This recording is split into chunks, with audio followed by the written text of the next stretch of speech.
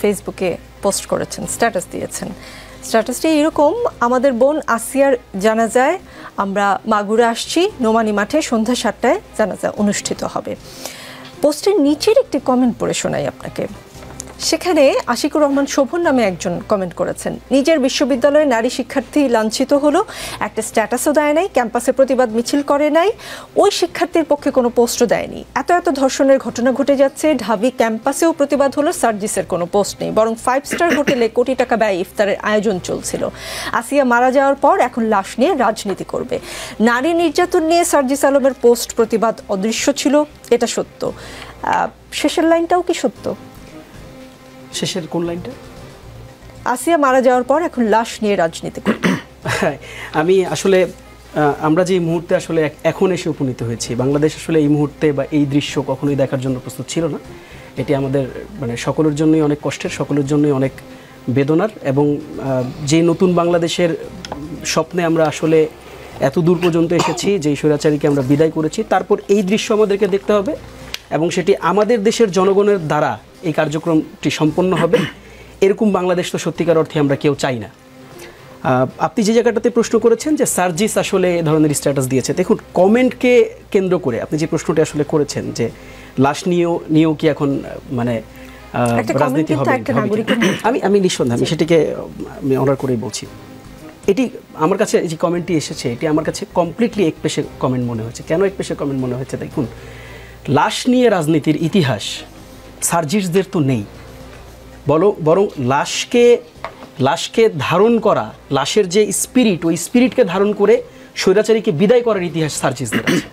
কাজেই লাশ নিয়ে সার্জিসরা রাজনীতি করবে বা হাসনাতরা রাজনীতি করবে, এটি যদি কেউ বলে, এটি তো বলার জন্য তার একটি গ্রাউন্ড লাগবে। আপনি দেখুন, একেবারেই অযাচিত তারা যেখান থেকে তিনি শুরু করেছেন যে তার বিশ্ববিদ্যালয়ে মেয়েদের তাদের উপর আক্রমণ হয়েছে, সেখানে নাকি প্রতিবাদ জানানো হয়নি।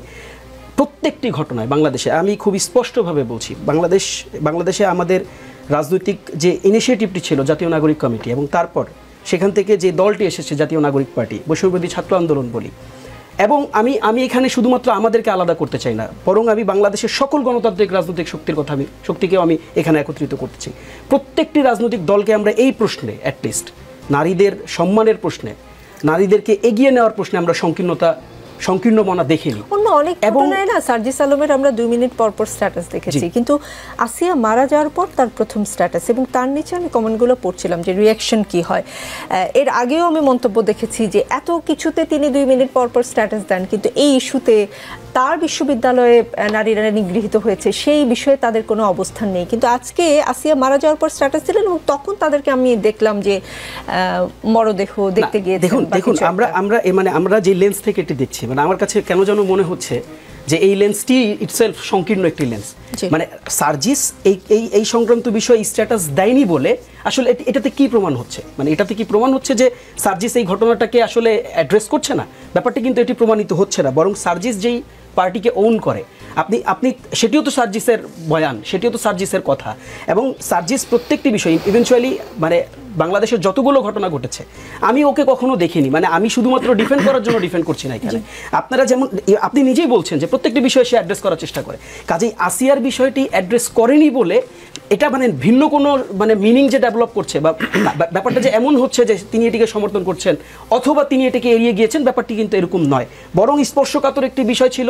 আমরা সবাই কিন্তু প্রথম দিন থেকে যখন এই ঘটনাটি ঘটেছে, আমার মনে হয় না যে একজন মানুষ যার ন্যূনতম বিবেকবোধ আছে তিনি কোনোভাবে এই বিষয়কে আসলে উপেক্ষা করতে পারেন, এই বিষয়কে আসলে কখনো কোনোভাবে এড়িয়ে যেতে পারেন, বরং এই এড়িয়ে যাওয়াটা আপনার কাছে কেন যেন সাসপিশিয়াস মনে, আমার কাছে এরকমটি মনে হচ্ছে।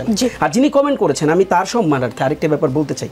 দেখুন, এই যে ট্রেডিশনাল যে প্র্যাকটিস পলিটিক্সের, যে কিছু হলেই আমাদের যে ট্রেডিশনাল ধাঁচে আমরা ফেলে দিয়ে সবাইকে বাছবিচার করার চেষ্টা করি, আমাদেরকে বোধহয় জনগণ হিসাবেও আমাদেরকে, আমি কিন্তু তার কমেন্টকে অ্যাপ্রিসিয়েট করেই বলছি, আমি বলছি না যে তিনি কমেন্ট করতে পারবেন না, তার যথেষ্ট রাইট আছে এই কমেন্ট করার। তবে আমরা এই ট্রেডিশনাল পলিটিক্সের ফরম্যাট থেকে আমাদের বোধহয় বেরিয়ে আসার সময় হয়েছে। এই যে লাশ নিয়ে রাজনীতি, যে শব্দগুলো আমরা আসলে এত বছর যাবত আমরা চয়ন করতে দেখেছি বিভিন্ন রাজনৈতিক আপনার যদি বলি উদ্দেশ্য হাসিলের জন্য, সেখান থেকেও আমাদের বেরিয়ে আসা দরকার। যেখানে আমরা সার্জিসদেরকে দেখেছি সকল কিছুতেই বাংলাদেশে আপনার 5ই আগস্টের পরেও ইভেন্চুয়ালি বাংলাদেশে তারা চেষ্টা করেন বলেই হয়তো কোথাও অ্যাড্রেস না করলে সেটা সন্দেহ।